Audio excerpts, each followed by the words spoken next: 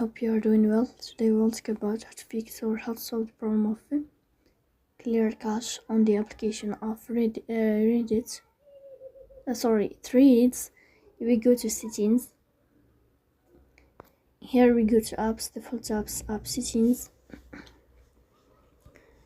Then you will search about the application of Threads and you will click here. In this window of app info, you will go to first stop and you will click OK. Here in this page, you will click on storage and you will enter. Then we click on clear cache. In the end, you will turn off your phone and you will wait a moment to restart your phone again to fix that problem.